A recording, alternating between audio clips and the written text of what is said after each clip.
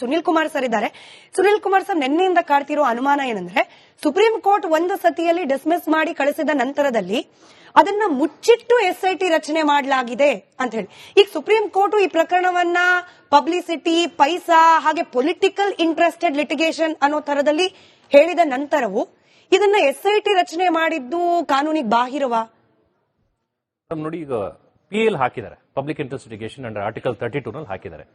ನಮ್ಮಲ್ಲಿ ಕಾನೂನಾತ್ಮಕವಾಗಿ ಏನು ಅಂದ್ರೆ, ಒಂದು 4 ರಿಂದ 5 ಜನ ವಿಕ್ಟಿಮ್ಸ್ ಬೇರೆ ಬೇರೆ ಇದ್ದಾಗ ಇವನ್ ಈ PL ಕೂಡ ತಾವು ನೋಡಬಹುದು, ದಿ ಪಿಟಿಷನರ್ ಯಾರು ಅಂತಾನೂ ಇಲ್ಲ, XXX ಅಂತ ಹಾಕಿ ಅವರ ಐಡೆಂಟಿಟಿನ ಹೈಡ್ ಮಾಡಿದ್ದಾರೆ. ಒಬ್ಬ ವಿಕ್ಟಿಮ್ ಹೋಗಿ ಒಂದು ಕೇಸನ್ನ ಕೇಳಿದಾಗ ನೀವು ಯಾವ ವಿಚಾರದ ಬಗ್ಗೆ ತನಿಖೆ ಕೇಳ್ತಿದ್ರಿ? 1994 to 2004, ಆಲ್ಮೋಸ್ಟ್ ಈಗ 2025 2025ನೇ ವರ್ಷದಲ್ಲಿ ನೀವು ಹಾಕಿದಾಗ 20 ವರ್ಷದ ತನಿಖೆ, 20 ವರ್ಷಕ್ಕೆ ಹಿಂದೆ ಆಗಿರುವಂತಹ ವಿಚಾರದ ಬಗ್ಗೆ ತನಿಖೆ ಮಾಡಬೇಕು ಅಂದಾಗ ಯಾವ್ದಾದ್ರು ಒಂದು ಸಾಕ್ಷಿ, ಆಧಾರ, ಎವಿಡೆನ್ಸ್ ಬೇಕಲ್ಲ. ಯಾವುದು ಕೂಡ ನೀವು ಎವಿಡೆನ್ಸ್ ಹಾಕಿಲ್ಲ. ಹಾಗಾಗಿ it seems to me that it's a publicity interest litigation ಅಂತ ವಜಾ ಮಾಡಿದ್ದಾರೆ. ಬಟ್ ವಜಾ ಮಾಡಿದ ಮೇಲೂ ಕೂಡ ಯಾರು ಬೇರೆ ವಿಕ್ಟಿಮ್ಗಳಿರ್ತಾರೋ, ಇವ್ರು ಬಿಟ್ಟು ಯಾರು ಪಿಟಿಷನರ್ ಇದಾರಲ್ಲ, ಇವ್ರು ಬಿಟ್ಟು ಬೇರೆ ಯಾವುದೇ ವಿಕ್ಟಿಮ್ ಇದ್ರು ಕೂಡ ಅವ್ರ ರೈಟ್ಸ್ ಏನಾದ್ರು ಹರ್ಟ್ ಆಗಿದ್ದು ಅವ್ರಿಗೆ ನ್ಯಾಯ ಬೇಕು ಅಂದ್ರೆ ಖಂಡಿತವಾಗ್ಲೂ ಅವ್ರ ಕಂಪ್ಲೇಂಟ್ ಅನ್ನ ಕೊಡಬಹುದು. ಹಾಗಾಗಿ ಬೇರೆ ವಿಕ್ಟಿಮ್ಗಳು ಕಂಪ್ಲೇಂಟ್ ಕೊಟ್ಟಿರ್ಬೋದು. ಬಟ್ ಒಂದು ಸಲ ವಜಾ ಆಗಿದೆ ಅನ್ನೋದನ್ನ ಅವರು ಅವ್ರ ವಕೀಲರ ಮುಖಾಂತರ ಅವರು ಮಾಹಿತಿ ಕೊಡಬೇಕಿತ್ತು. Not shed. I don't no ನಾವು ಡಿಸ್ಕ್ಲೋಸ್ ಮಾಡಬಹುದೋ ಇಲ್ವೋ ಅಂತ ಹೇಳಿ. ಬಟ್ ನನಗೆ ಈ 47-48 ಪುಟಗಳ ರಿಟ್ ಪಿಟಿಷನ್ ಅರ್ಜಿಯಲ್ಲಿ ಸಿಕ್ಕ ಮಾಹಿತಿ ಆಧಾರದ ಮೇಲೆ ಬಹುಶಃ ಚಿನ್ನಯ್ಯನೇ ಇರಬಹುದು ಅನ್ನೋ ಅನುಮಾನ. ಗೊತ್ತಿಲ್ಲ, ಯಾಕಂದ್ರೆ ಇದೇ ತಲೆಬುರುಡೆಯನ್ನ ನಂತರದಲ್ಲಿ ಅವ್ರು ತಂದಿದ್ದು. ಸುಪ್ರೀಂ ಕೋರ್ಟ್ಗೆ ಕೊಟ್ಟಿರೋದು ಕೂಡ ಇದೇ ತಲೆಬುರುಡೆಯ ಸಾಕ್ಷ್ಯಗಳನ್ನ. ಹೀಗಾಗಿ ಆತನೇ, ನಾನು ಹೈಪೋಥೆಟಿಕಲ್ ಆಗಿ ಪ್ರಶ್ನೆ ಕೇಳ್ತಿದ್ದೀನಿ sir. As I said, I don't know. ಈಗ ಇದು ಚಿನ್ನಯ್ಯನೇ ಹೋಗಿ ಅಲ್ಲಿ ರಿಟ್ ಪಿಟಿಷನ್ ಹಾಕಿ ಅದನ್ನ ರಿಜೆಕ್ಟ್ ಮಾಡಿದ ನಂತರದಲ್ಲಿ ಅದೇ ಚಿನ್ನಯ್ಯನ ಹೇಳಿಕೆ ಆಧಾರದ ಮೇಲೆ SIT ಫಾರ್ಮ್ ಆಗಿರೋದು ತಪ್ಪೇನಿಲ್ಲ.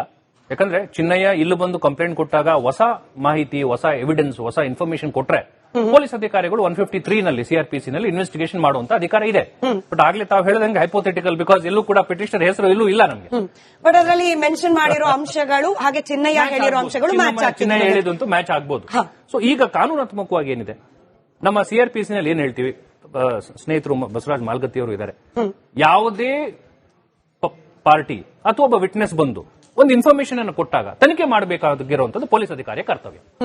ಚಿನ್ನಯ್ಯ ಬಂದು ಒಂದು ಮಾಹಿತಿ ಕೊಟ್ಟಿದ್ದ, ನಾನು ಎಷ್ಟೋ ಹೆಣಗಳನ್ನ ಹೂತಾಕಿದ್ದೀನಿ, ಸರ್ಕಾರ ಏನ್ ಮಾಡ್ತು, ಸರ್ಕಾರ ಅವನ ಹೆಣ ಹೂತಾಕಿದ್ದಾನೆ ಮತ್ತು ಎಷ್ಟೋ ಜನಗಳ ಮಿಸ್ಸಿಂಗ್ ಕೇಸ್ ಇದ್ರಿಂದ ಎಲ್ಲೋ ಒಂದ್ ಕಡೆ ಮಿಸ್ಸಿಂಗ್ ವ್ಯಕ್ತಿಗಳಿಗೆ ನ್ಯಾಯ ಸಿಗಬಹುದು ಅನ್ನೋ ಉದ್ದೇಶದಿಂದ SIT ರಚನೆ ಮಾಡಿದೆ.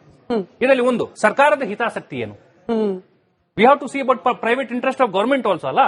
ಈಗ ನಮ್ಮ ವೀರೇಂದ್ರ ಹೆಗಡೆ ಅವರು ಪಾಪ ಖುದ್ದಾಗಿ ಅವರು ಸ್ವೀಕಾರ ಮಾಡಿದ್ದಾರೆ. I am very happy for the formation of SIT, because ನಮ್ಮ ಫ್ಯಾಮಿಲಿ ಮೇಲೆ ಇರುವಂತ ಕಳಂಕ ಹೋಯ್ತು. ಈಗ ನಮಗೂ ಖುಷಿ ಇದೆ, ನಮ್ಮಲ್ಲಿ ಏನಿದೆ ಎಲ್ಲ ಕಳಂಕ ಹೋಯ್ತು. ಹಾಗಾಗಿ ಅವರು ಸ್ವಾಗತ ಮಾಡಿದ್ದಾರೆ. ಸೊ ಸರ್ಕಾರದ ಮೂಲ ಉದ್ದೇಶ ಏನು, ಮಿಸ್ಸಿಂಗ್ ಆಗಿರುವಂತಹ ವ್ಯಕ್ತಿಗಳೇ ನ್ಯಾಯ ಸಿಗಬೇಕು. ಚಿನ್ನಯ್ಯ ಹೋಗಿ ಹೊಸ ಹೊಸ ಎವಿಡೆನ್ಸ್ ಕೊಟ್ಟಾಗ ಇಲ್ಲಿ ಸುಪ್ರೀಂ ಕೋರ್ಟ್ ನಲ್ಲಿ ಬರೀ ಒಂದು ಮಾಹಿತಿ ಆತ ಕೊಟ್ಟಿರ್ಬೋದು, ಒಂದು ತಲೆಬುಡೆ ತೋರಿಸಿರ್ಬೋದು. ಬಟ್ ಅಲ್ಲಿ SIT ಕೊಟ್ಟಾಗ ಅನೇಕರ ಹೆಸರು ಆತ ಹೇಳಿದ್ದಾನೆ, ಇವ್ರದೆಲ್ಲ ನಾನು ಹೋತಾಕಿದ್ದೀನಿ ಅಂದಾಗ it requires for N investigation. ಅಲ್ಲಿಗೆ ಈ ಸುಪ್ರೀಂ ಕೋರ್ಟ್ ನ ಕಡೆಯ ಅಬ್ಸರ್ವೇಷನ್ ನ ಆಧಾರವಾಗಿಟ್ಕೊಂಡು ಚಂದ್ರಶೇಖರ್ ಅವರ ಅನುಮಾನವನ್ನು ಇಟ್ಕೊಂಡು ಮುಂದಿನ ಪ್ರಶ್ನೆ, ಈಗ ಇದರಲ್ಲಿ ಬೇರೆ ಏನೋ ಇದೆ ಅನ್ನೋ ಅನುಮಾನವನ್ನ ಸುಪ್ರೀಂ ಕೋರ್ಟ್ ವ್ಯಕ್ತಪಡಿಸಿದ ನಂತರದಲ್ಲೂ ಕೂಡ ಚಿನ್ನಯ್ಯ ಬುರುಡೆ ಇಟ್ಕೊಂಡು ಬಂದಾಗ ಆತನನ್ನ ಮೊದಲು ಎನ್ಕ್ವೈರ್ ಮಾಡಿ ನಂತರದಲ್ಲಿ SIT ರಚನೆ ಪಾಸಿಬಿಲಿಟೀಸ್ ಇತ್ತ ಅಂತ ಹೇಳಿ ನಿಮ್ಮನ್ನ ಮಾತನಾಡಿಸೋಕ್ ಮುಂಚೆ ನಮ್ಮ ಜೊತೆಯಲ್ಲಿ ಗುಣಧರಾನಂದ ತೀರ್ಥರು ಜಾಯಿನ್ ಆಗಿದ್ದಾರೆ. ನಮಸ್ಕಾರ ಸ್ವಾಮಿಗಳೇ, ನನ್ನ ಧ್ವನಿ ತಲುಪ್ತಾ ಇದೆ ಅಂತ ಭಾವಿಸ್ತಾ, ನಿನ್ನೆ ನಡೆದ ಸಭೆಯಲ್ಲಿ ಆದ ಕೆಲವೊಂದಷ್ಟು ಚರ್ಚೆಗಳ ವಿಚಾರವನ್ನ ನಿಮ್ಮಿಂದ ಒಂದಷ್ಟು ಸ್ಪಷ್ಟನೆ ಕೇಳುವ ಪ್ರಯತ್ನವನ್ನ ನಾನು ಮಾಡ್ತಾ ಹೋಗ್ತೀನಿ. ಸುಭಾಷಿಣಿ ಅಲ್ಲಿಯನ್ನವರು ನಿನ್ನೆ ಮಾತನಾಡುವಾಗ ಹೇಳ್ತಾರೆ, ಧರ್ಮಸ್ಥಳ ಈಗೇನಿದೆ ಆ ಜಾಗದಲ್ಲಿ ದೊಡ್ಡದೊಂದು ಬುದ್ಧನ ವಿಗ್ರಹ ಇತ್ತು. ಇದು ಬ್ರಿಟಿಷರ್ ಕಾಲದ ಕತೆ, ಅವ್ರು ನೆನ್ನೆ ಹೇಳಿರೋದು. ಆ ಬುದ್ಧನ ವಿಗ್ರಹವನ್ನ ಕೆಡವು ಹಾಕಿದ ಬ್ರಿಟಿಷರಿಗೆ ಬೆಂಬಲವಾಗಿ ನಿಂತಿದ್ದ ಈಗಿನ ದೇವಸ್ಥಾನದ ಒಡೆಯರೇನಿದ್ದಾರೆ ಅಥವಾ ಮಾಲೀಕರೇನಿದ್ದಾರೆ ಅವರ ಕುಟುಂಬಸ್ಥರಿಗೆ ಅಲ್ಲಿ ದೇವಸ್ಥಾನವನ್ನ ಕಟ್ಕೊಳ್ಳಿಕ್ಕೆ ಅವಕಾಶವನ್ನ ಮಾಡಿಕೊಟ್ರು.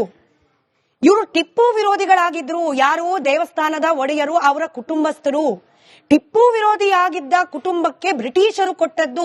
ಅಂದ್ರೆ ಈಗ 2025ರಲ್ಲಿ ನಿಂತ್ಕೊಂಡು ಹೆಣ್ಣು ಮಕ್ಕಳ ನ್ಯಾಯವನ್ನ ಕೇಳುವವರು ಹಿಂದ್ಯಾವತ್ತೂ ಇದ್ದ ಬುದ್ಧನ ವಿಗ್ರಹ, ಅವರು ಟಿಪ್ಪು ಪರವಾಗಿದ್ರೋ ವಿರುದ್ಧವಾಗಿದ್ರೋ, ಬ್ರಿಟಿಷರ ಪರವಾಗಿದ್ರೋ ವಿರುದ್ಧವಾಗಿದ್ರೋ ಇದನ್ನೆಲ್ಲ ಮಾತನಾಡ್ತಾರೆ ಅಂತಂದ್ರೆ ಏನ್ ಉದ್ದೇಶ ಅಂತ ಹೇಳಿ ನಾವು ಅಂದ್ರೆ ಜನಸಾಮಾನ್ಯರು ಇದನ್ನ ಭಾವಿಸ್ಬೇಕು ಅಂತ. ಮದ್ದಿನ ಮಾತ, ಇವ್ರ ಏನ ಷಡ್ಯಂತ್ರಕಾರಿಗಳು ಇದಾರಲ್ಲ, ಇವ್ರ ಉದ್ದೇಶ ಒಂದ ಸಮಾಜದಲ್ಲಿ ದ್ವಂದ್ವ ನಿರ್ಮಾಣ ಮಾಡೋದು,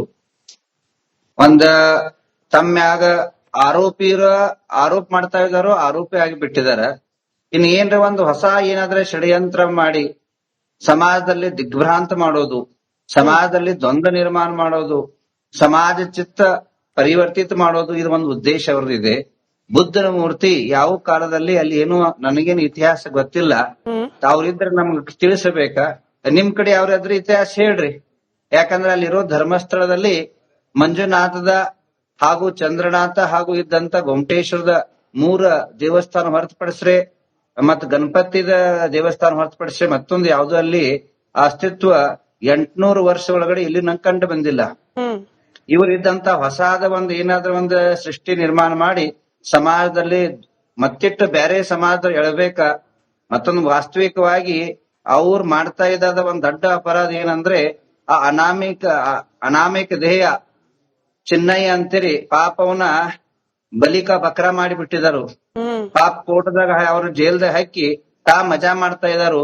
ಸರ್ಕಾರನ ಹೇಳಿಚ್ಚಿತೀನಿ, ಮೊದ್ಲು ಯಾರ ಪಾಪ ಅವ ದಲಿತ ಪಾಪ ಒಂದು 20-30 2 ಲಕ್ಷ ಸಲುವಾಗಿ ಆಶಾಗ ಬಲಿಗೆ ಆಗಿ ಅವನ್ ಜೈಲದ ದುಃಖ ಉಣ್ತಾ ಇದಾರು. ಕೋಟ್ಯಾನ ರೂಪಾಯಿ ಯಾರ ಹಣ ತಗೊಂಡ್ ಇದೇನ್ ಷಡ್ಯಂತ್ರ ಮಾಡ್ತಾ ಇದಾರ ಒದ್ದು ಒಳಗಡೆ ಅವ್ರನ್ನ ಹಾಕ್ರಿ, ಆದ್ರೆ ಸತ್ಯ ಹೊರಗೆ ಬರ್ತೈತಿ, ಅನ್ಯಥಾ ಸತ್ಯ ಹೊರಗೆ ಬರುದಿಲ್ಲ. ಜರಕರ್ತ ಇವ್ರ ಹಿಂಗ ಗೋರ್ಮೆಂಟ್ ಸರ್ಕಾರ ಆ ಸತ್ಯ ಷಡ್ಯಂತ್ರಕಾರಿಗಳು ಕ್ರಮ ತಗೋಲ, ಅದ್ರ ಮುಂದಿನ ದಿನದಲ್ಲಿ ದೊಡ್ಡ ಹೋರಾಟ ನಾನ ಶುರು ಮಾಡ್ತೇನೆ. ಇದ್ರಾಗ ನಾ ಹಿಂದೆ ಸರಿಲಂತೆ ಒಂದು ಎಚ್ಚರಿಕೆ ಸರ್ಕಾರ ಕೊಡ್ತಾ ಇದ್ದೇನೆ. ಈಗ ಧರ್ಮಸ್ಥಳದಲ್ಲಿ ಇರ್ತಕ್ಕಂಥದ್ದು ಮನುವಾದ, ಸ್ತ್ರೀ ವಿರೋಧಿ ಆಗಿರ್ತಕ್ಕಂಥ ತತ್ವ, ಇಂಥ ಮಾತುಗಳನ್ನು ಕೂಡ ಆಡಿದ್ದಾರೆ ಅದೇ ವೇದಿಕೆಯಲ್ಲಿ. ನೋಡ್ರಿ ಭಗವಾನ್ ಮಹಾವೀರರು ಬಸವರು ಹಾಗೂ ಅನೇಕ ಧರ್ಮಾತ್ಮಗಳು ಯಾವ ಪ್ರಕಾರ ಹೆಣ್ಮಕ್ಳ ಮೇಲೆ ಅನ್ಯಾಯ ಆಗೋದಿಲ್ಲ. ನೀವು ಭಗವಾನ್ ಮಹಾವೀರ ಚರಿತ್ರೆ ಓದಿದ್ದೇವ್ ಗೊತ್ತಿಲ್ಲ. ಭಗವಾನ್ ಮಹಾವೀರ ಚರಿತ್ರೆ ಸನ್ಯಾಸ ಆದ ನಂತರ ಎಲ್ಲಾಕಿದ ಕನಿಷ್ಠ ಯಾರ ಮ್ಯಾಗ ಹೆಣ್ಮಕ್ಳ ಮ್ಯಾಗ ದುಃಖ ಆಗಿದ್ಯೋ, ತಾಡನ ಆಗಿದ್ಯೋ, ದೇಶದಿಂದ ಉಚ್ಚಾಟನೆ ಆಗಿದ್ಯೋ ಅಂತ ಹೆಣ್ಮಕ್ಳ ಕೈಲಿ ಭಿಕ್ಷಾ ತಗೊಂಡರು.